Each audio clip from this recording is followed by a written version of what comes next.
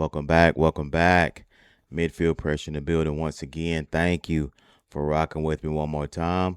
Please like and subscribe. It goes a long way and it does mean a lot. Okay. We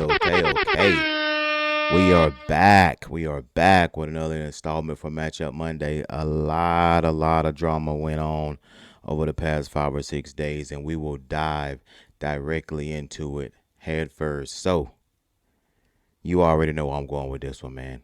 Cleveland Browns get beat by the Buffalo Bills 31-7 in week 2 of preseason, but that is not the big news that we are going to discuss this morning. Deshaun Watson.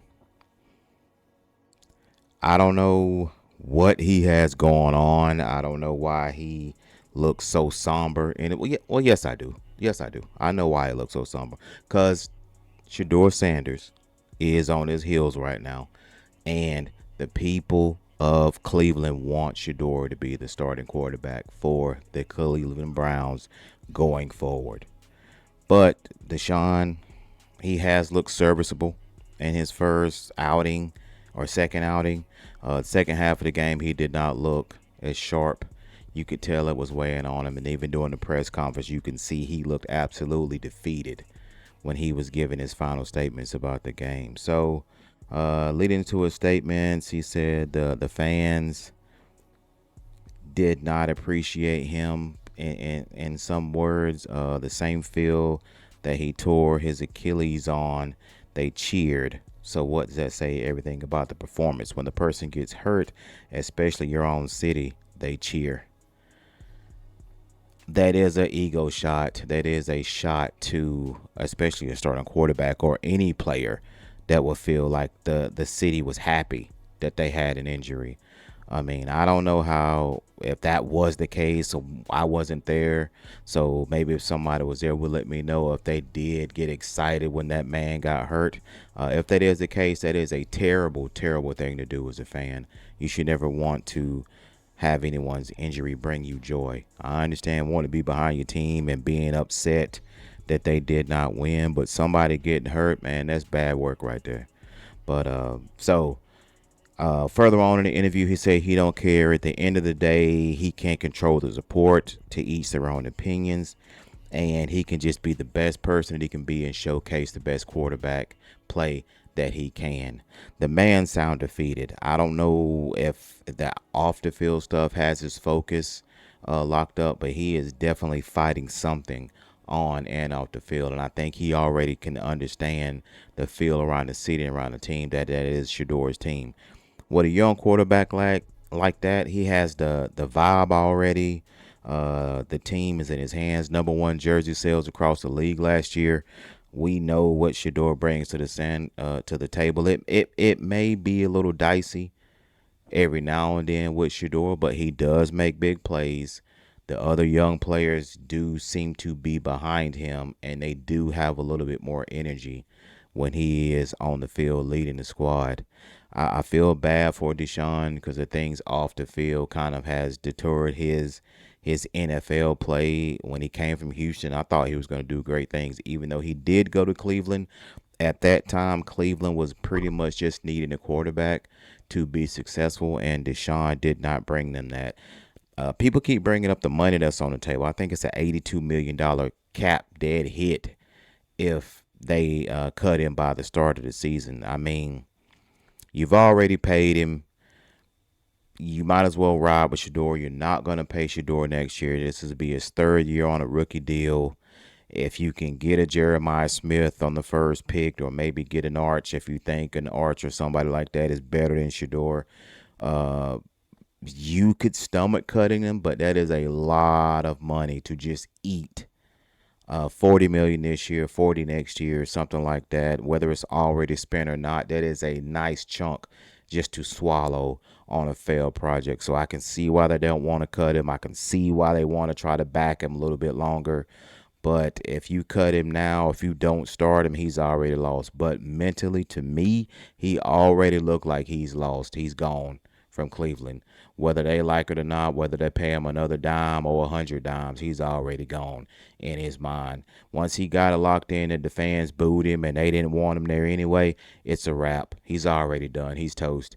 So you might as well try to see what you can get for him. But you have to let him play, because if he plays halfway decent, there will be some other team out there like the Atlanta Falcons or the Miami Dolphins that will want a quarterback, and they may trade you something later on and eat that cap hit next year. So I'm betting on that's what they're thinking. If they get something out of him and they find a trade bait or find somebody to bench him.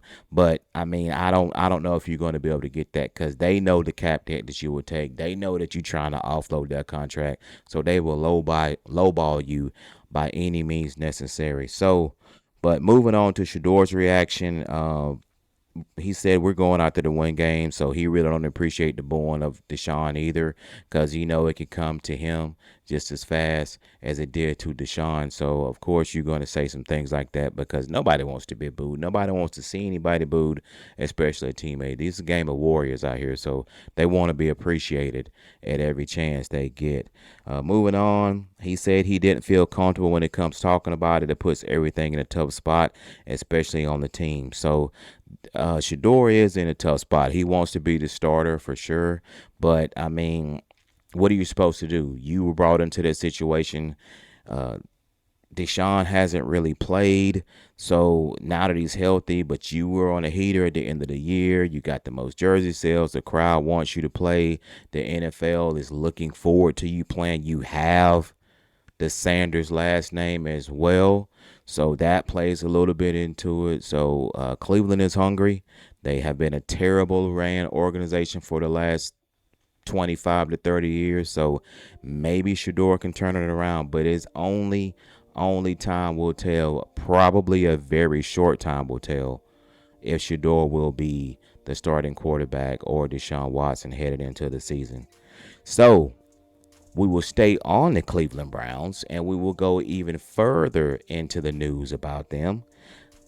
They did have a starting defensive end, Alex Wright, rupture his Achilles in a joint practice Thursday. So that will make him unavailable. He had 5.5 sacks, I think, last year. So another starter is down.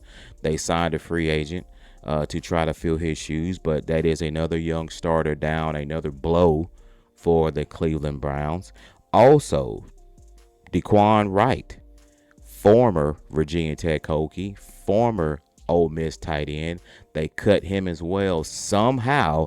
Again, my oh my, somehow by some type of fairy dust magic, Lane Kiffin is involved.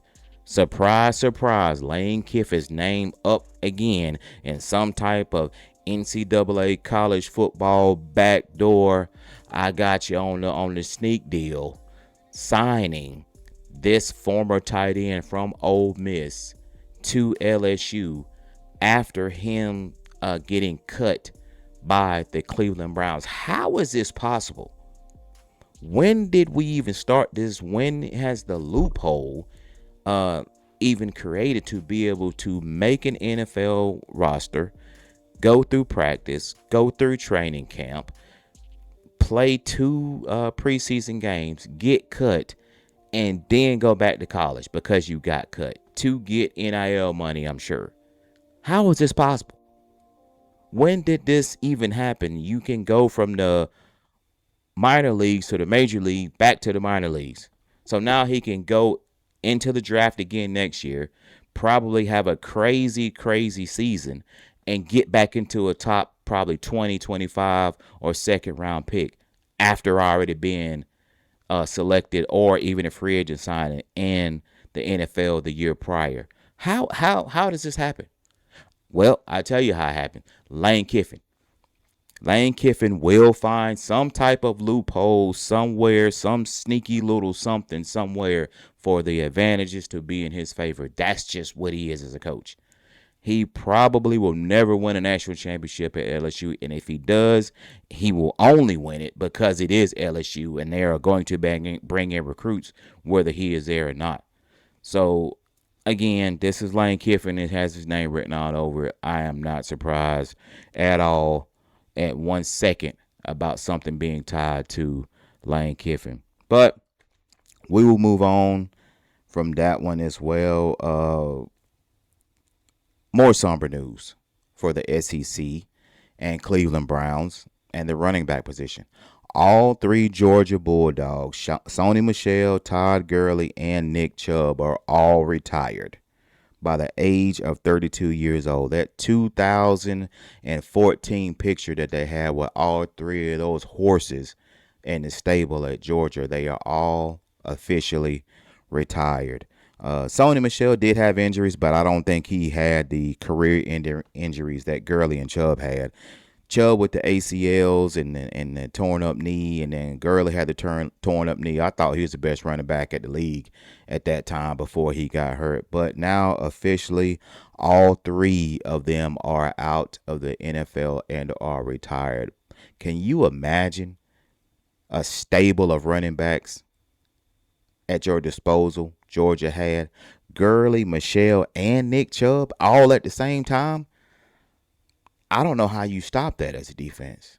That is crazy. That's some great recruiting, and that lets you know how deep Georgia's pipeline really was back then. But they are all retired now, former NFL greats and college greats.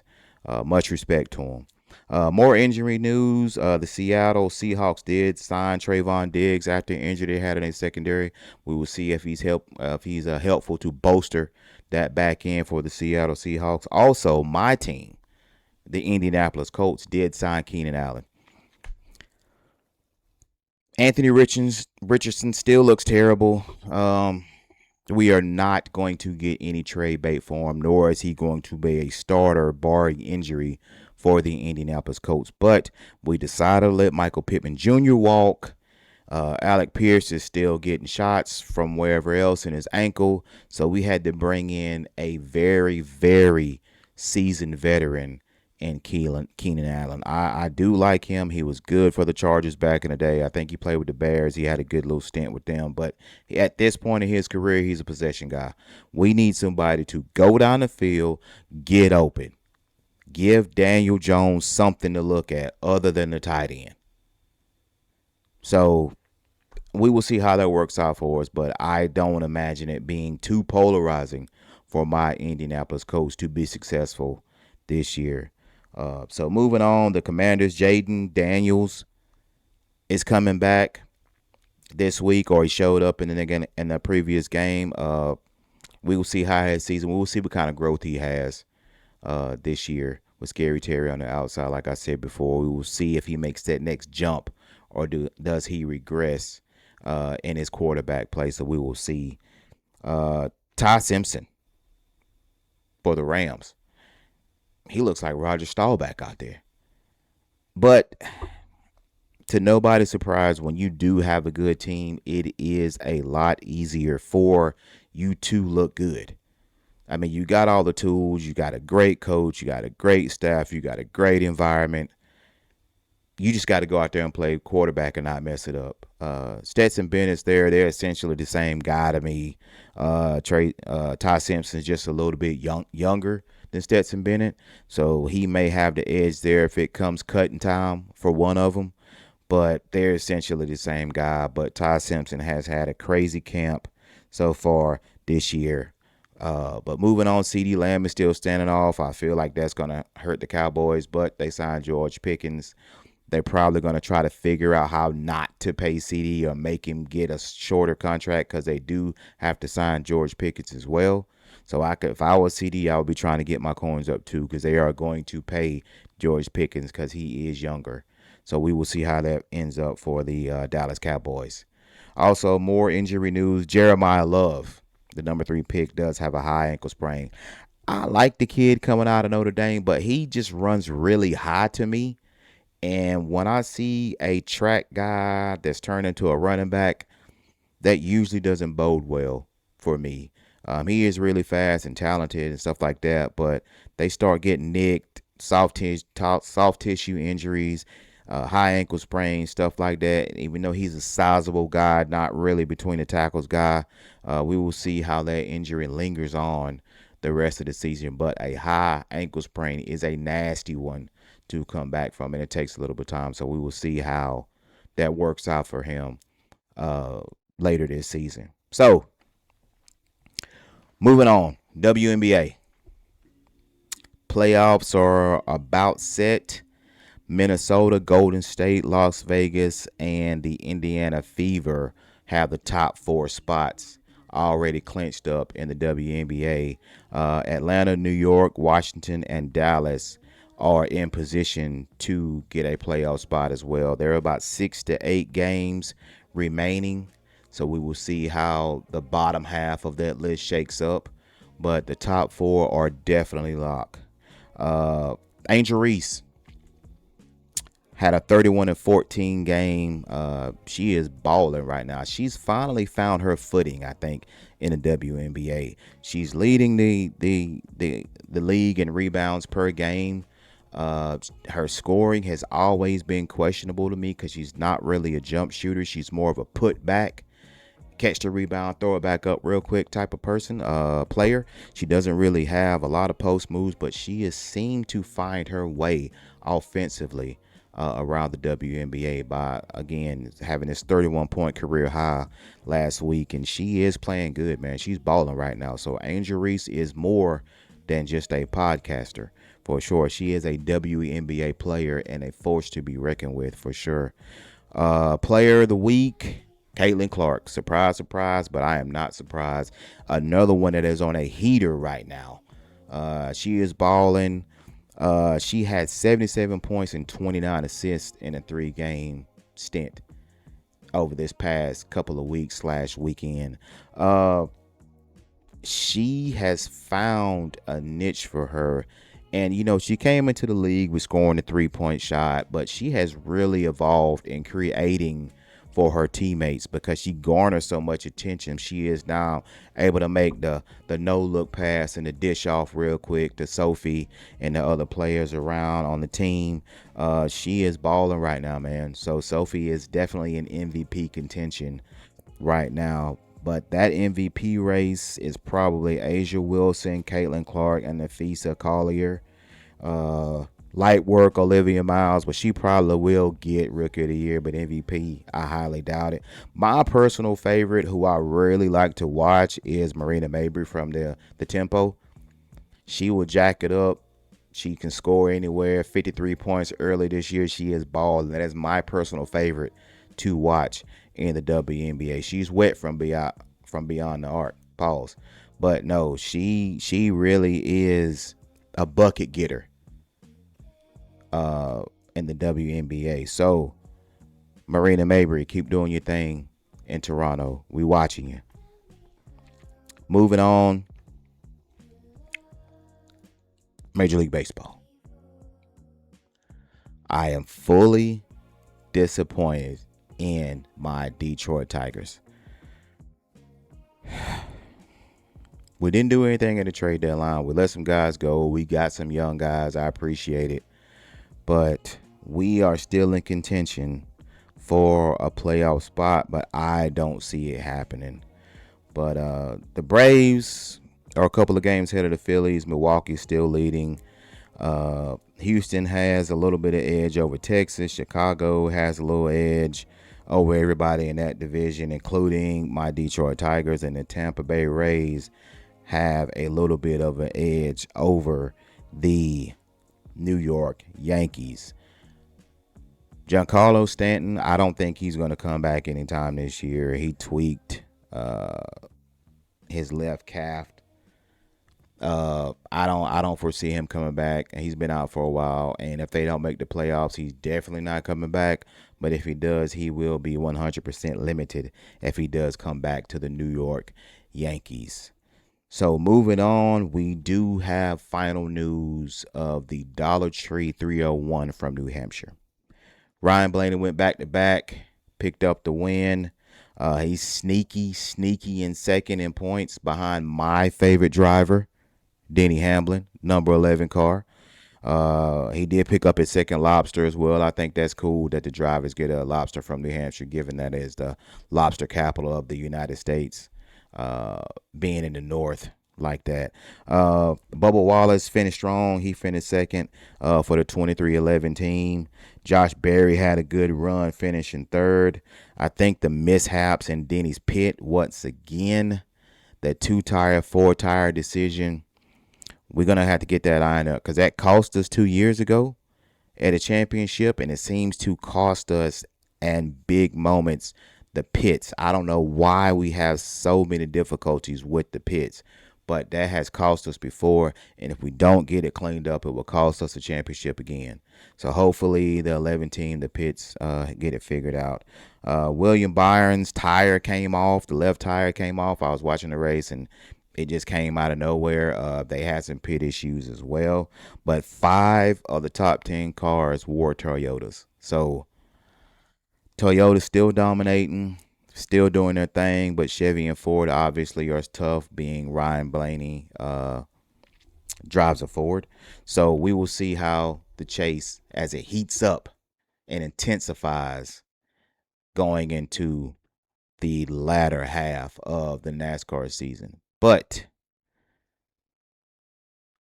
that is all for me.